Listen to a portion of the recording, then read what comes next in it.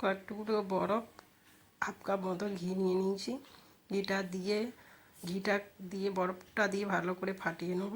ফাটিয়ে নেওয়ার পর খুব সুন্দরভাবে একটা ক্রিমের ভাব হয়ে যাবে ঘিটা। তারপরে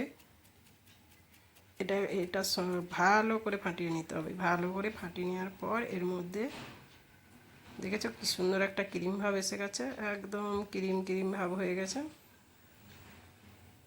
ক্রিম ভাব হয়ে গেছে, কি সুন্দর, একদম মনে হবে সত্যি একটা ক্রিম ভাব। এর এক্সট্রা জলটা বার করে নিলাম। এতে বরফটা গলে গিয়ে যে এক্সট্রা জলটা হয়েছিল সেটা বের করে নিয়েছি। এবার এর মধ্যে এক বাটি ময়দা মেশাবো। ময়দাটা আস্তে আস্তে মেশাবো, অল্প অল্প করে দিয়ে ময়দাটা মেশাচ্ছি। দেখো অল্প অল্প করে দিব। প্রথমে অল্প দিয়ে ময়দাটা ভালো করে মিশিয়ে নিলাম। আবার অল্প দিয়ে দেবো, দিয়ে ময়দাটা আবার ভালো করে মিশিয়ে নেব।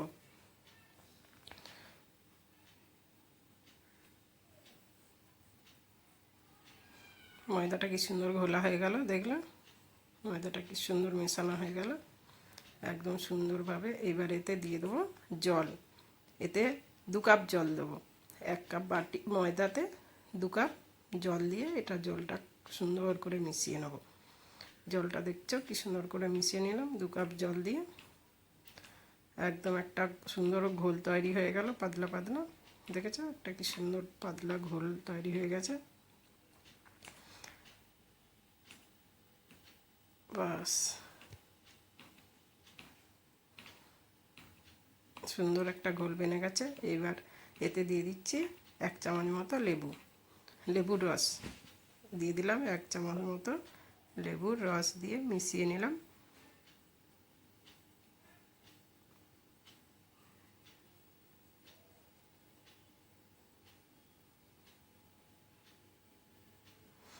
এবার এই কাপের 1 কাপ দুধ আমি দিয়ে দিয়েছি, যেটা দেখানো হয়নি। 1 কাপ দুধ দিয়ে ভালো করে মিশিয়ে নিয়েছি।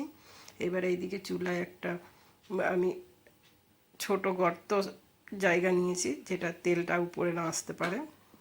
দিয়ে তেলটা গরম হয়ে যেতে তেলটাকে খুব ভালো মতো গরম করতে হবে। গরম করার পরে এই বাটারটাকে এক ফোঁটা করে দিতে হবে। দেখছো কেমন সুন্দর হচ্ছে। এক ফোঁটা করে বাটার দিয়ে ঘোলা ওই যে বাটারটা বানিয়েছিলাম, ওই দেখো ঘোলটা আস্তে আস্তে করে দিয়ে বানিয়ে নিচ্ছি।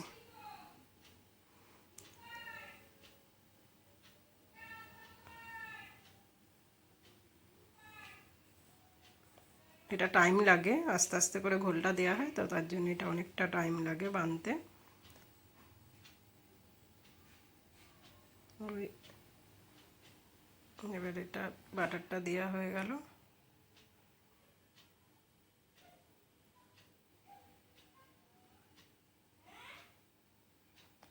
এবার এটা লাল করে ভেজে নিতে হবে, সুন্দর করে লাল হয়ে যাবে। লাল হয়ে ভাজা হয়ে গেলে সুন্দর করে ভাজা হোক, আর একটু টাইম লাগবে।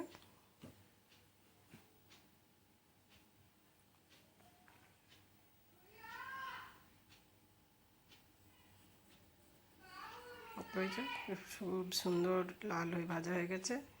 মাঝখানটা এটা একটু কাঠি দিয়ে দেখে নেব। চিনির ঘোলটা বানানোর জন্য আমি 1 কাপ চিনি 1 কাপ জল আগে থেকেই দিয়ে দিয়েছি।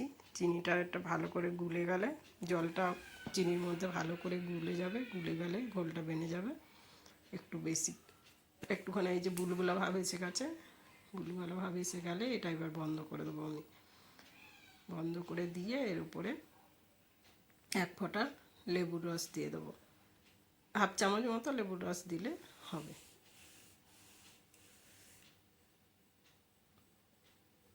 এই লেবুর রসটা দিয়ে দিলাম। এইটা একটা ভেঙে বেনে গেল, যাতে চিনিটা আর দুবারা দানা না বাঁধে, তার জন্য লেবুর রসটা দেওয়া।